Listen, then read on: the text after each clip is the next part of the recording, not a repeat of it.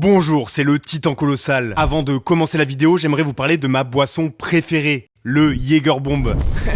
Je plaisante évidemment, c'est Oli. Et oui, nouveau sponsor pour la chaîne, les boissons Oli qui arrivent chez vous sous forme de poudre. Vous pourrez vous prendre pour Pablo Escobar et surtout éviter des tonnes de déchets puisqu'un pot de Oli équivaut à 50 canettes. C'est colossal. Les boissons Oli, c'est un ensemble de goûts savoureux et sans sucre répartis en 3 gammes. D'abord la gamme Iced Tea avec des arômes et des colorants naturels ainsi que des antioxydants et des vitamines. Ensuite la gamme Hydration qui permet une récupération idéale après le sport grâce à ses électrolytes et à ses minéraux. Et enfin la gamme Énergie sans taurine ni ingrédients douteux mais avec des extraits de thé vert et de la New Caf, une formule unique qui permet d'éviter le crash post-caféine. Et ça me donne envie de casser des murs. Je vous conseille les packs découvertes, des petites box d'échantillons où vous retrouverez la majorité des saveurs disponibles et ça pour pas très cher puisqu'avec le code LEREGLEMENT5 vous avez 5 € offerts sur votre première commande, donc un pack avec le shaker vous revient à seulement 19,99 €. Utilisez également le code LEREGLEMENT pour avoir 10% de réduction sur toutes vos commandes et me permettre d'acheter un meilleur costume d'Halloween. Il est 5h du matin à Los Angeles. Un homme descend péniblement les 88 marches qui séparent son manoir de son parking. Dans sa main droite, il tient un pistolet taché de sang. Après quelques instants, l'homme arrive face à Adriano, son chauffeur. Il s'arrête, il le regarde droit dans les yeux et déclare alors I think I killed someone. Cet homme, vous ne le connaissez probablement pas. Et pourtant, il a à lui seul révolutionné le monde de la musique. Et ce soir, nous plongerons dans la fascinante mais très sombre histoire du génie nommé Phil Spector. Et c'est dans le 71e épisode du Règlement. Ceux qui respectent le règlement ne les respectent pas correctement.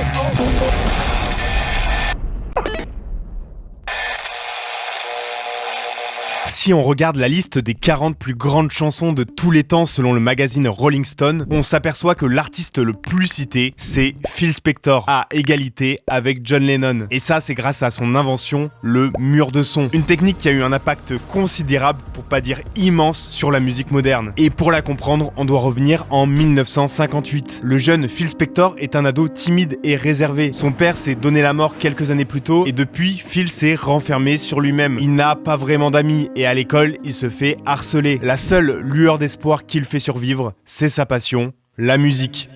Il passe sa vie dans sa chambre à gratter sa guitare pour essayer de refaire des accords qu'il entend à la radio. Et petit à petit, il commence à être assez doué. Et ça lui permet de se faire enfin quelques potes dans son lycée, la Fairfax High School de Los Angeles.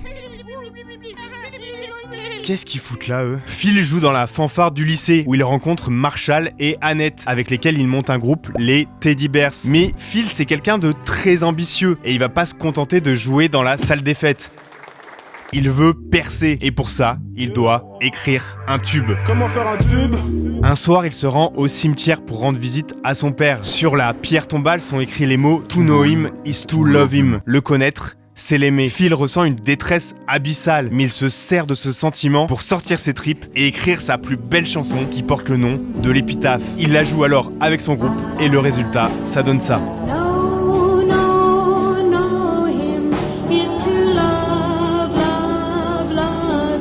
Après avoir finalisé ce son et quelques autres, les Teddy Bears arrivent à signer un deal dans un label nommé Era Records afin de les enregistrer. Mais le label, il croit pas de fou au potentiel non plus. Ils investissent presque rien, à part une session photo pour la cover d'un de titres dont ils produisent à peine 500 exemplaires et qu'ils envoient à quelques distributeurs à travers le pays. Résultat, le son To Know Him Is To Love Him, personne le joue. Personne, à part une petite radio située à Fargo, une ville enneigée du Dakota du Nord dans laquelle il y a un trésor caché à peu près ici. C'est pas ouf, mais ça suffit pour que le son atterrisse dans l'oreille de Dick Clark, le présentateur de l'émission de télé American Bandstand. Il invite alors les Teddy Bears qui ont l'occasion de faire leur première apparition télévisée. Phil sait que c'est là que va se jouer leur carrière. Ils n'auront plus jamais une opportunité d'apparaître devant une audience aussi massive. Quelques secondes avant de monter sur scène, Phil attrape Annette par le cou et en l'étranglant, il lui dit I'm gonna kill you if you mess that up.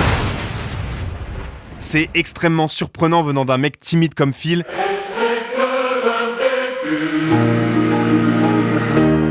Annette est sous le choc, mais elle monte quand même sur scène pour interpréter la chanson.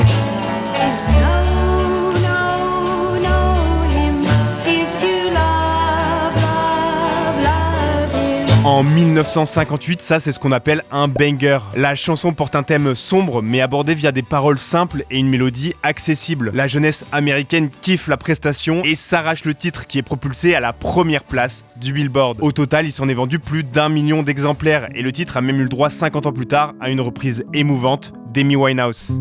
To know, know him is to love, love. Les copyrights.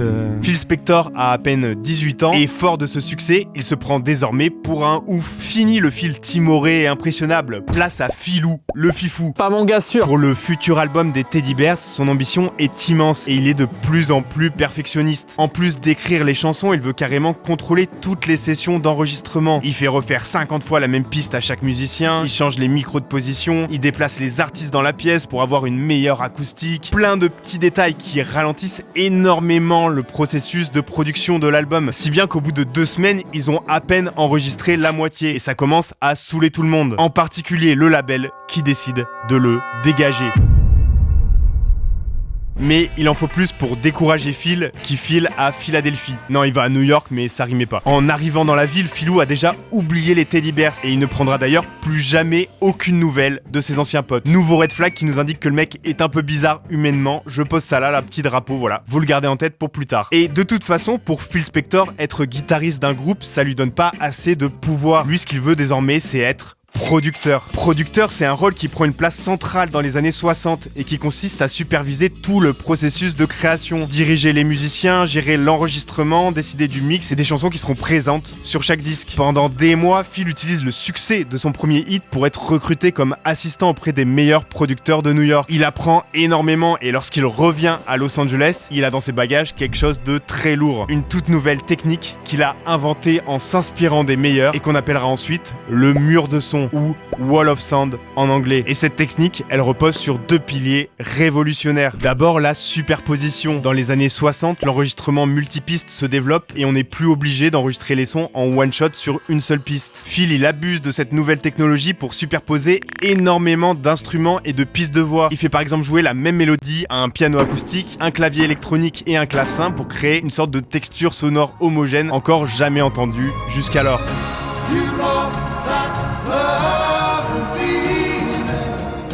Cette technique, elle est aujourd'hui devenue très commune dans le beatmaking. On l'appelle plus communément le layering. Et ça se fait bien plus facilement dans les logiciels de création, en stackant plein de sons d'instruments virtuels pour que ça sonne plus lourd. Mais le mélange sonore de Phil Spector, il est d'autant plus original qu'il se contente pas des instruments classiques du rock et de la pop de l'époque. Il va au contraire ajouter des cordes, des cuivres, des harpes, des percussions, tout un répertoire orchestral qui rapproche sa musique de celle de Wagner.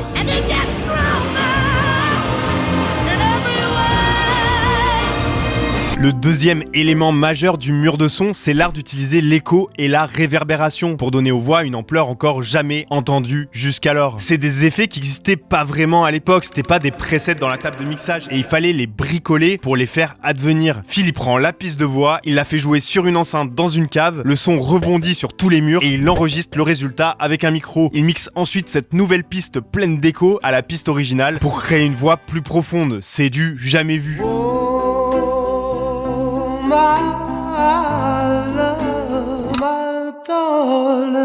Écoutez-moi cette réverb de fou.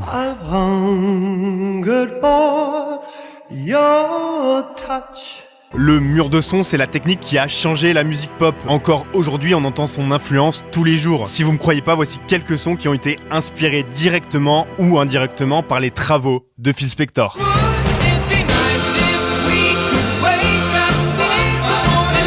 Les copyrights. You are the dancing queen, young and sweet, only 17. Mamma mia, let me go. Beelzebub has a devil put aside for me. It's a bittersweet symphony that's light. Don't care about the present, underneath the Christmas tree.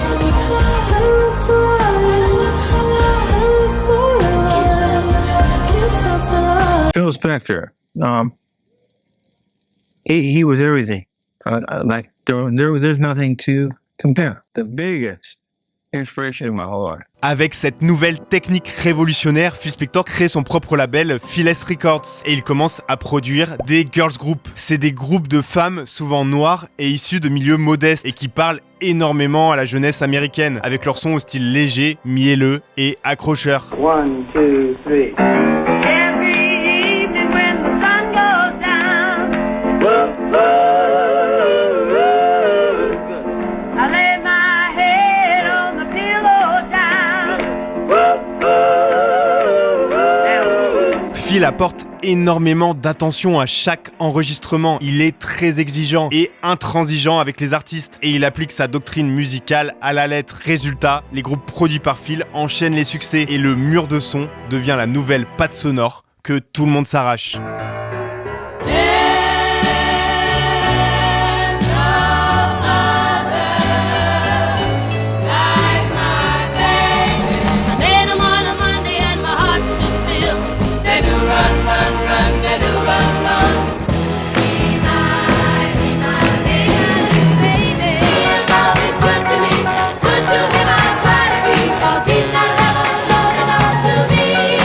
Le son qu'on vient d'entendre, Is a Rebel des Crystals, c'est celui qui propulse de nouveau Phil Spector à la tête des charts américains. Sauf que ce son, c'est une énorme escroquerie et Phil s'apprête à en payer le prix.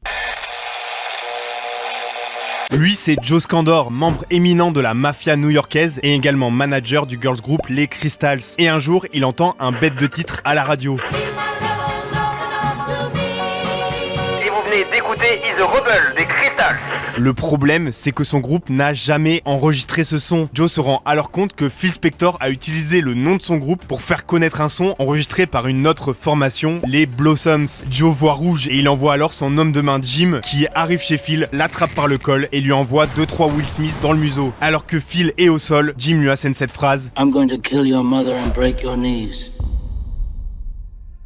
À partir de là, le comportement de Phil Spector change totalement. Il se met à boire de plus en plus, il devient très méfiant, tendu et irritable. He seems to be terribly sensitive. Very sensitive. You have no idea. I mean, knock the both of you right out into the stew. Pour sa protection, il engage un garde du corps et surtout, il achète un gun. Sauf que cette arme, il la dégaine même quand il n'y a pas de danger, juste dès qu'il commence à être trop bourré ou dès que quelque chose va pas dans son sens.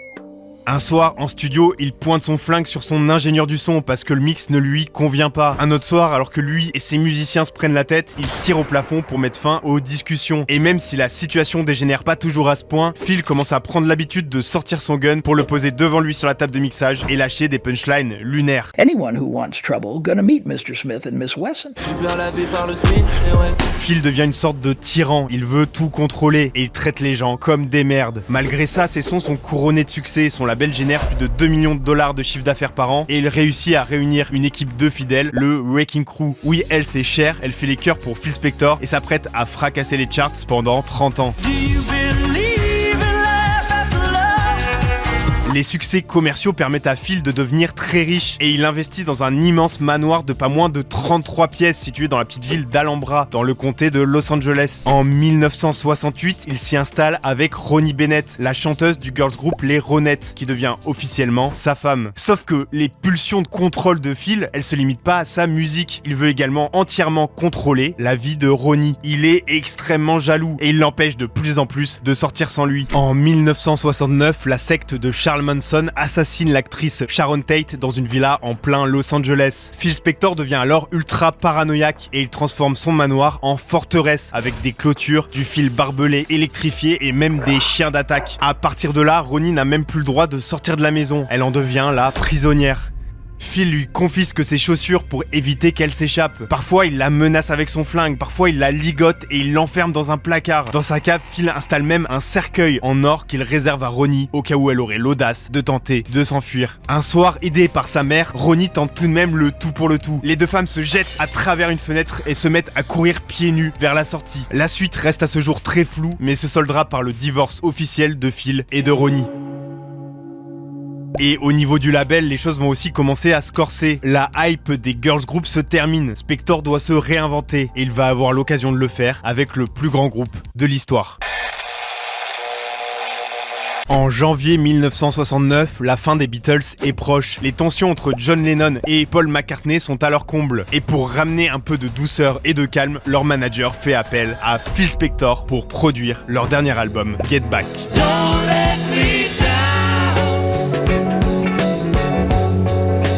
Les copyrights. Enfin, à ce moment-là, Get Back, c'est pas vraiment un album, c'est plutôt un ramassis de démos inachevées, des prises ratées, des idées à peine développées. La qualité audio est souvent horrible, il y a quasiment rien d'exploitable. C'est de la merde. J'en avais rien à foutre des Beatles, moi. Spector s'enferme alors dans le sous-sol des studios d'Abbey Road, par ici à peu près, et pendant des semaines, il écoute chaque prise, chaque petit bout de son, et il essaye de recomposer des chansons à partir de pas grand-chose. C'est comme un puzzle à 10 000 pièces, il prend un couplet par-ci, un refrain par-là, il essaye de faire quelque chose qui sonne à peu près bien. Et après des semaines de travail, il commence à sortir des sons qui tiennent debout. Il a notamment pu retravailler une ballade piano-voix composée vite fait par Paul McCartney. Elle a déjà été mixée par George Martin, le producteur historique des Beatles. Elle a déjà son petit succès, mais Phil pense qu'il peut aller encore plus loin s'il reprend tout de zéro. Il applique alors toute son expérience du mur de son pour la rendre plus lourde, avec une nouvelle orchestration, des cuivres et même un solo de guitare de George Harrison aux sonorités plus rock. Cette chanson, c'est Let It Be.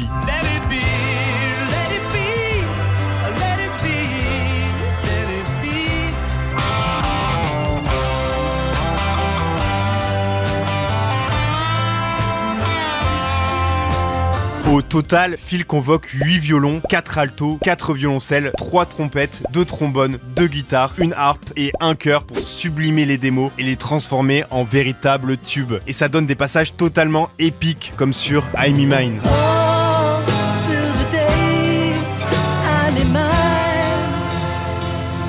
Mais Paul McCartney, ça, il kiffe pas du tout. Lui voulait faire un album authentique et épuré, et il voit d'un très mauvais œil toutes ces nouvelles orchestrations. Et en vrai, Phil Spector, il peut pas trop le sentir. Mais les autres membres du groupe, notamment John Lennon et George Harrison, eux, ils adorent la nouvelle orchestration et ils envoient l'album en production sans l'accord de McCartney. Let It Be débarque donc dans les bacs en mai 1970 et les critiques sont terribles. Les médias britanniques accusent Spector d'avoir ruiné les Beatles. McCartney, lui, se sent désavoué et il quitte le groupe. Pour autant, l'album est un énorme succès. Le public adore cette nouvelle version des Beatles et Let It Be devient l'ultime projet du plus grand groupe de l'histoire. Et c'est vrai qu'il est pas mal l'album honnêtement. Et au-delà du succès, c'est une véritable amitié qui se crée alors entre Phil Spector et John Lennon. John, à cette époque-là, il est dans une mauvaise passe. Il est complètement addict à l'héroïne et il passe sa vie cloîtré dans sa villa à se shooter avec Yoko Ono. Mais depuis qu'il a rencontré Phil, il sort un peu plus de chez lui pour boire des coups avec lui et ils discutent de musique pendant des heures. Et surtout, ils se retrouvent dans leur passé difficile, dans leur douleur, et ils ont cette même noirceur en commun. John Lennon a été abandonné par son père lorsqu'il avait 9 ans, et que celui-ci est parti s'installer en Nouvelle-Zélande. Et ça a laissé un énorme vide en lui, un vide que Phil ne connaît que trop bien. Et les deux compères se mettent même à travailler ensemble sur les projets solos de John Lennon. Le premier son issu de leur collaboration, c'est Instant Karma.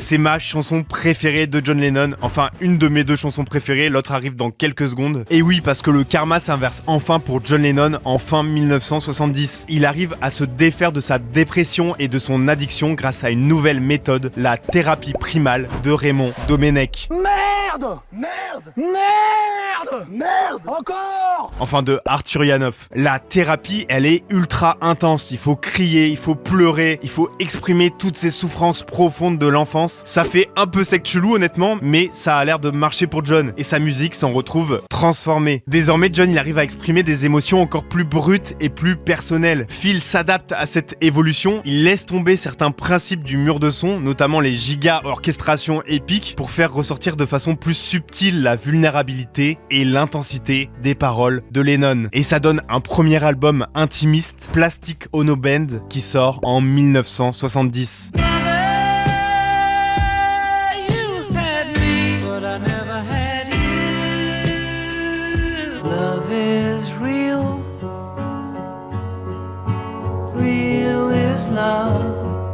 Just believe in me.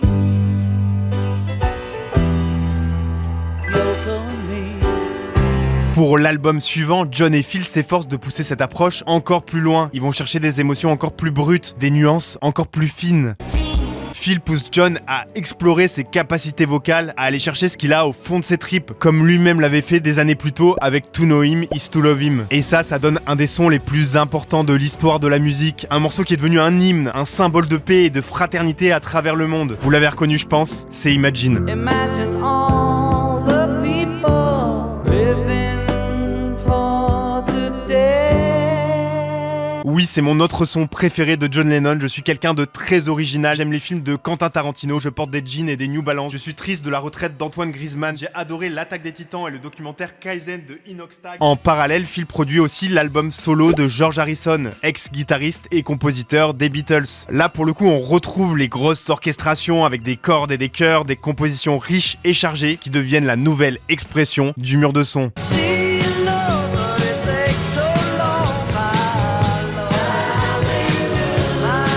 Et oui, les Beatles, c'est pas que Lennon et McCartney et George Harrison, il est très sous-coté. Si vous connaissez pas, je vous conseille d'aller écouter aussi While My Guitar Gently Weeps, chanson incroyable qui a d'ailleurs été reprise par le Wu-Tang et John Frusciante des Red Hot Chili Peppers. On s'éloigne un peu, mais j'étais obligé de le dire parce que c'est incroyable. En 1970, Phil Spector, il est donc au top de sa carrière. Il a produit des albums qui resteront parmi les plus grandes œuvres de la musique occidentale et il est reconnu dans le monde entier pour ses innovations techniques et son oreille musicale. On peut difficilement faire mieux. Et ça serait dommage de tout flinguer. Ça serait dommage, hein. Ouais, ça serait dommage.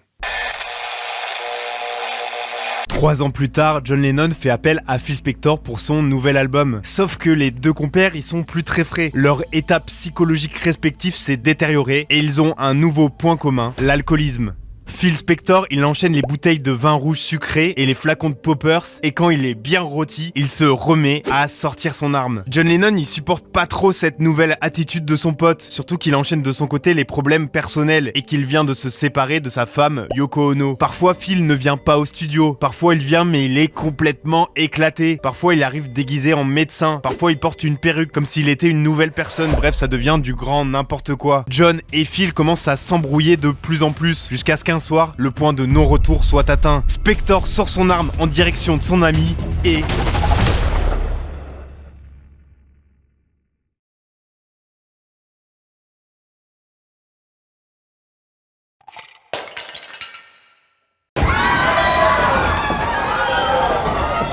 Phil, if you want to shoot me, do it, but don't mess with my ears, I need them. Et la dérive, c'est dans les deux sens. Parfois, c'est John qui est trop bourré pour enregistrer. Il se débat quand Phil et son garde du corps essayent de le ramener chez lui, puis il détruit l'intégralité du mobilier de son appartement. L'album avance assez peu et la situation ne peut pas durer. Phil prend alors une décision radicale et désespérée. Il s'échappe et disparaît du jour au lendemain avec toutes les bandes de l'album. Il ne donne de nouvelles à personne et l'album a disparu.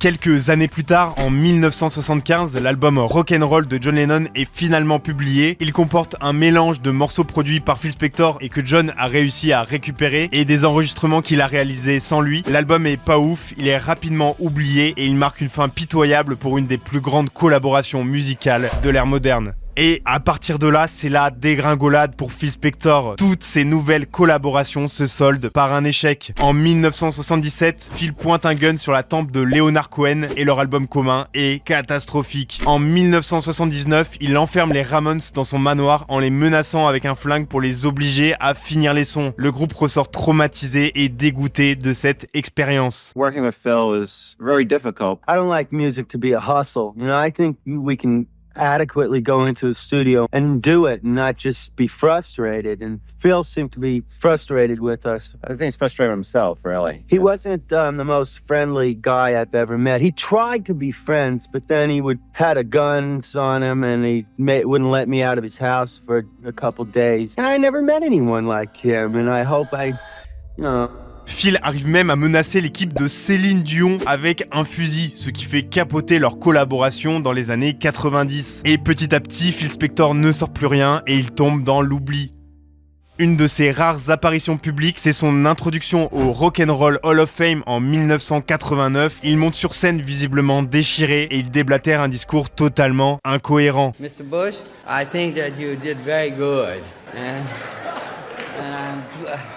The best in the world, man. Il est ensuite raccompagné vers la sortie devant une foule qui se fout clairement de sa gueule. L'histoire aurait pu s'arrêter là, mais malheureusement, Phil va encore faire parler de lui pour une raison plus sombre et plus dramatique que jamais. On est le soir du 3 février 2003. Lana Clarkson, une femme de 41 ans, est posée devant le House of Blues, un haut lieu de rencontre des stars d'Hollywood. Après une carrière de mannequin puis d'actrice, son activité a ralenti et ça fait quelques années qu'elle s'est reconvertie en hôtesse de luxe pour cet établissement. Elle voit alors arriver un mec visiblement assez bourré qui porte une perruque et un long manteau et lui refuse logiquement l'entrée. Mais cet homme, c'est Phil Spector. Phil connaît évidemment les patrons du House of Blues et après avoir fait un scandale, il est reconnu et s'installe à sa table habituelle. Vers 2h du matin, Lana retourne voir Phil Spector pour s'excuser de ne pas l'avoir reconnu. Phil n'est pas insensible à son charme et lorsqu'elle lui demande ce qu'elle peut faire pour lui, il lui propose de s'asseoir à sa table pour boire un verre avec lui. Lana refuse alors, poliment. Mais au moment de quitter la salle, vers 2h30 du matin, Phil recroise Lana et lui demande de le raccompagner à sa voiture. Elle accepte puisque visiblement le gars n'est plus très en forme. Phil insiste ensuite pour qu'elle entre dans la berline et qu'elle le raccompagne chez lui. Lana est réticente, elle préférerait pas, mais elle se laisse finalement tenter.